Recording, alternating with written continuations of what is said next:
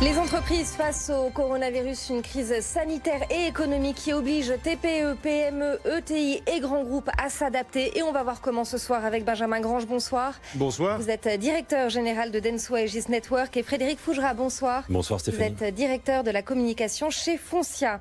Alors il y a des mesures à mettre en place en interne, mais aussi il y a aussi beaucoup de choses qui se passent en externe. Il faut rassurer les clients, les fournisseurs. Benjamin Grange, comment ça se passe pour vos clients? Quelles sont les remontées du terrain aujourd'hui?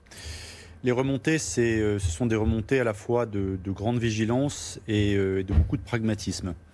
Alors d'abord, la première des choses qu'on constate chez les clients, c'est qu'on commence à voir une certaine baisse d'activité.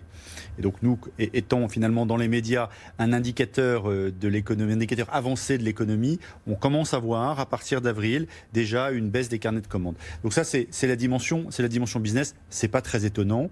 On s'y attendait, mais on commence à voir le début de cette décroissance. Le deuxième élément, c'est comment finalement on réagit par rapport à ça.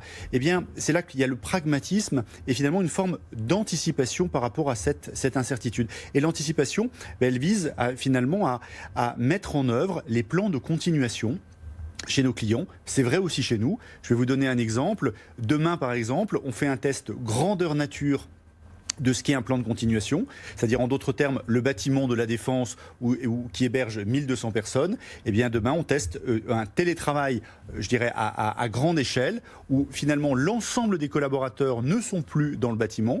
On continue l'activité où chaque collaborateur est chez soi. Et à travers ce test en grandeur réelle, eh bien on se dit qu'on est davantage prêt si demain il fallait, pour des raisons sanitaires, je dirais fermer un étage, 2 étages, voire l'entièreté du bâtiment pendant une semaine, 15 jours. Donc en fait, c'est une forme de stress test qui nous permet d'éprouver la manière dont on peut continuer l'activité et donc de rassurer nos clients. Frédéric Fougera, est-ce que c'est une mesure que vous allez mettre en place chez Foncia aussi, réaliser un stress test grandeur nature ?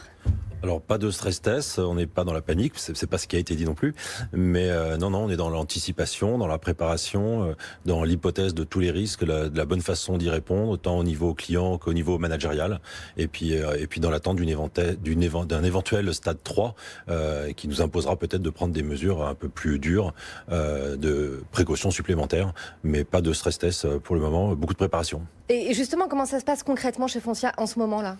Alors nous, on doit aborder le sujet sous 2 angles. On doit l'aborder sous un angle organisationnel, mais aussi sous un angle métier.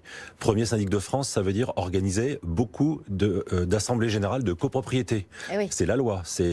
On fait pas ça pour faire plaisir aux conseils syndicaux ou à nos clients. C'est la loi. Donc nous devons organiser nos assemblées générales de copropriété quand le terme arrive. Donc par exemple là, on est plutôt dans le principe de précaution. D'une part, nous invitons les gens à éviter d'être physiquement présents. Donc pour limiter le nombre de participants. Et puis depuis l'été dernier, une grande chance, c'est que le gouvernement a autorisé l'organisation d'assemblées générales à distance. Alors même si on ne peut pas voter, on peut participer. Et ça tombe à pic, ça. Donc ouais. ça tombe vraiment très bien. On essaye d'organiser cela, donc pour limiter les risques, puisqu'on est toujours, encore une fois, dans l'anticipation. Deuxième sujet, par exemple, qui est très important pour nous, c'est la désinfection des lieux qui sont potentiellement contaminés par le virus. Comme un espace public, les espaces collectifs au sein d'un immeuble, ce sont des lieux qui doivent être désinfectés. Et là, on doit un service aussi à nos clients, donc c'est une grosse préoccupation. Il se trouve aussi que nous avons développé en interne une expertise technique de l'habitat à travers une société qui s'appelle Techway. Et là, grâce à cette société, on peut intervenir. Et puis là, aujourd'hui, c'est fini la lingette. Ouais. La désinfection, ça se faisait avec des lingettes. Aujourd'hui, c'est de la technologie, c'est des brumatisateurs électriques, c'est de la pulvérisation, mais ça permet de traiter avec beaucoup de sécurité des grandes surfaces, de réduire les zones non traitées. Donc là, il y a de la technologie qui vient nous aider aussi dans ce travail plus que d'anticipation, déjà de traitement et de prévention du virus. Donc déjà beaucoup d'anticipation aussi chez Foncia. Benjamin Grange, quel est votre ressenti auprès de vos clients? Est-ce qu'il y a de la préoccupation, de l'inquiétude, du stress même? Je crois qu'il y a, s'il fallait comparer on va dire le sentiment dans les entreprises et notamment chez nos clients par rapport à ce qu'on peut entendre dans les médias et même écouter auprès de l'opinion publique, il y a un petit peu plus de pragmatisme, il y a un peu plus d'assurance, d'anticipation. Finalement, on cède moins à la panique. On cède moins à la panique parce que je dirais, je ne dis pas qu'on a le temps d'anticiper, mais on voit les choses évoluer. On voit bien d'ailleurs dans les courbes qu'on a 9 à 10 jours de retard par rapport à l'Italie. Ça ne veut pas dire qu'on a le temps d'anticiper, mais en tout cas davantage. Ensuite, je trouve qu'il y a, en tout cas chez nos clients, et c'est vrai aussi chez nos collaborateurs, il y a un sens des responsabilités. C'est-à-dire que face finalement à quelque chose qui est une épidémie, chacun prend sa part finalement de ce que ça veut dire et donc des responsabilités individuelles qu'il a. Et on voit très bien que les consignes finalement du ministère de la Santé qui auraient pu apparaître au démarrage un peu comme futiles, en fait elles sont prises très au sérieux et elles sont suivies véritablement à la lettre. Donc en fait il y a un climat comment dire, je dis pas de sérénité, mais en tout cas, il y a une certaine assurance face à cette épidémie.